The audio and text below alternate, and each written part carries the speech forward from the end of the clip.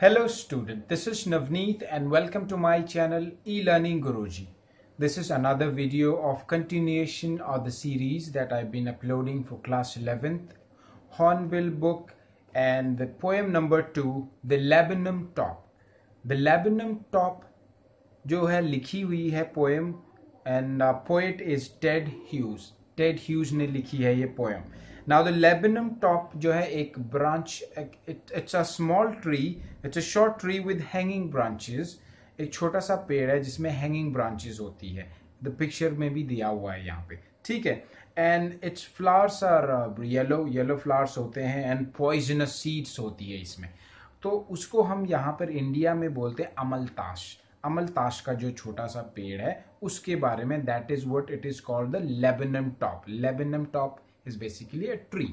ठीक है, तो ये ट्री के बारे में बताएंगे. So in this poem there are 3 stanzas, stanza 1, 2 and 3. So will discuss them one by one. So ये जो ट्री है इसके बारे में बता देता हूँ. इसमें येलो फ्लावर्स होते हैं as it is discussed and described, और छोटा सा पेड़ होता है, ज़्यादा बड़ा भी नहीं होता है. ठीक है, तो let's read the first stanza. The laburnum top is silent, quite still. ये जो पेड़ है साइलेंट हो रखा है, quite still, it's not moving at all. In the afternoon yellow September sunlight. कब की बात है ये? येलो सितंबर. सितंबर का महीना, ऑटम का महीना चल रहा है और सनलाइट जो है पड़ रही है, धूप जो है दोपहर का टाइम है और धूप पड़ रही है. तो धूप की जो किरणें हैं सूरज की, that is also little yellowish colour में है. एंड जो है ये पेड़ भी जो है हल्का सा येलो कलर में हो रखा है. Okay, a few leaves yellowing, all its seeds fallen. Now it is saying that जो few leaves, जो कुछ leaves हैं उसकी ज़्यादा येलो हो रही है, कुछ नॉर्मल येलो है, some of them are dark yellow. Sun rays भी पड़ रही है. Time is autumn. ऑटम के महीने में आपको मालूम है सारे पत्ते जो हैं वो येलो होके गिर जाते हैं थोड़ा सा लास्ट में. ठीक है. Now and the seeds have fallen down. जो इसके seeds have fallen down to the soil. सारे जो बीज हैं, सारे जो फल हैं इसके, वो सारे नीचे गिर गए. ठीक है. Now let's read the second paragraph. Till the gold Finch comes, and it is saying that उसमें जो है एक goldfinch is referred to a bird. एक बर्ड होता है Indian lutino ringneck. Indian lutino एक जो पैरेट होता है, पैरेट के तरह एक छोटा सा सिंगिंग बर्ड होता है. The description is given here. Gold Finch, small singing bird with yellow feathers on its wings. Yellow feathers जो है पीले कलर के उसके पंख होते हैं, और सिंगिंग बर्ड होता है छोटा सा जो गाते रहता है. ठीक है, तो वो जब आता है उसको गोल्ड फिंच बोला गया. वो जब इस पेड़ में आता है, so the moment the gold Finch, the bird enters, the yellow bird enters to this tree with a twitching chirrup. With a twitching means sudden chirrup. एक साउंड के साथ सडन जो है मूवमेंट शुरू हो जाती है. a suddenness, a startlement at a branch end, then sleek as a lizard. और जब वो इसके टॉप में जब बैठता है फिर वहां से वो नीचे स्लीक इसके अंदर घुसता है. कैसे? जैसे लिजर्ड होता है. Lizard is slippery, slow, so that is what smoothly glossy. That's how its enters to the branch tree के अंदर घुसता है. ठीक है. फिर पेड़ में क्या हलचल सी मच जाती है. Suddenly something comes in. पेड़ की पत्तियां सब कुछ जो है मूवमेंट करना शुरू हो जाती है. ठीक है. लाइक अ इंजन, जब मशीन होती है, मशीन इंजन जो है स्टार्ट होता है, that is what it happens. The similar. Okay, she enters the thickness and a machine starts up of चिटरिंग्स. और जो मशीन स्टार्ट्स अप एट चिटरिंग्स, और बोल रहे हैं कि जब पेड़ के अंदर घुसती है तो चिटरिंग्स मतलब साउंड्स निकलने शुरू हो जाते हैं. उसमें उसकी फैमिली होती है, बर्ड की फैमिली. फैमिली के बच्चे जो हैं फैमिली को फीड करती है एंड फैमिली के लिए फूड लाती है. सो that is why it is called कि जो बर्ड होती है, बर्ड साउंड करती है जब अंदर आती है, और मशीन के जैसा इंजन जो है शुरू होता है. एंड ट्रेमर ऑफ विंग्स, और उसके जो पंख होते हैं, ट्रेमर, उसके जो है उसका साउंड होता है, उसका जो हलचल मचा देता है. And thrilling the whole tree trembles and thrills.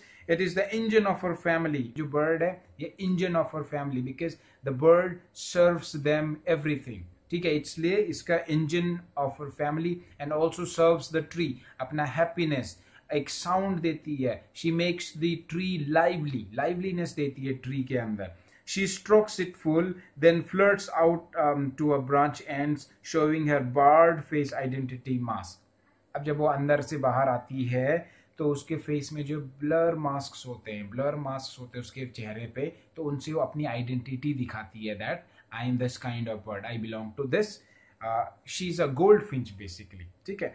And then with airy delicate whistle chirping whisperings, she launches away towards the infinite, and the laburnum subsides to empty. अब इसमें बोल रहा है कि जब वो वहां से बाहर निकलती है तो क्या होता है, अपने एक साउंड के साथ फिर से बाहर आती है, टॉप में, लेबनम टॉप में आती है, उस पेड़ के जो है टॉप में चढ़ती है, and then she goes away, फिर वो वहां से जो है चली जाती है अपने फूड के लिए. दैट मीन्स उस टाइम, पर्टिकुलर टाइम पे वो वहां से चले जाती है और फिर से जो है लेबनम टॉप शांत, स्टिल, क्वाइट हो गया. So this is the poem. Now let's read the questions one by one. Now what question number 1 we have, what laburnum is called in your language. India में हम उसको अमलताश का पेड़ बोलते हैं. ठीक है. Now number 2, what local bird is like the gold finch. Gold finch के जैसे कौन सा बर्ड है हमारे पास, as I said, Indian lutino ringneck. Indian lutino ringneck एक येलो कलर का जो छोटा सा सिंगिंग पक्षी होता है. Number now we have more questions, think it out. Question number 1, what do you notice about the beginning and the ending of the poem. At the beginning of the poem, the tree is quiet and still, and at the end of the poem, again the the bird has made some movements in it, and it has a great journey for some time, and now the tree has again been empty. Okay, tree has again been empty because the bird has moved from there. Now number 2, to what is the bird's movement compared? What is the basis for the comparison? Now birds movements are compared with the lizard. Lizard कैसा होता है? Lizard is smooth, glossy, उसके movement के जैसे compare किया हुआ है. ठीक है. Okay. Now question number 3, why is the image of the engine evoked by the poet? Poet ने जो है इंजन को क्यों कंपेयर किया है बर्ड के साथ? Because bird, the gold finches movements and her spirit is compared to an engine, because that is, the bird is everything for their family. She feeds them, she gives family, and for the tree, laburnum top as well. For the laburnum tree, she gives all her happiness. She enters, she makes her life liveliness. Okay, autumn के महीने में जो है बहुत शांत हो रखा tree, that is why it is compared as an engine के हिसाब से. ठीक है.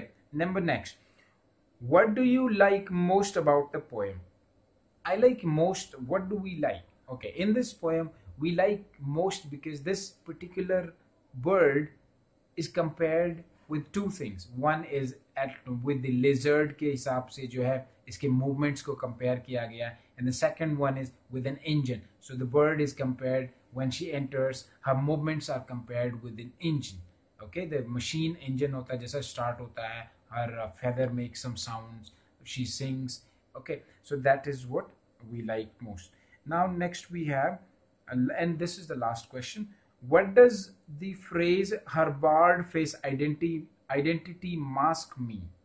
So her identity mask mean when she enters the tree inside, जब वो अंदर जाती है, फिर वहां से अपनी फैमिली से मिलके, when she comes out, so she had a barred face. Barred means scar on her face, masks on her face. उसके जो है marks, छोटे छोटे marks हैं, and that is an identity for the bird. Okay, so these were the question answers, and now there are a few more basics. So I hope, I think you'll do it.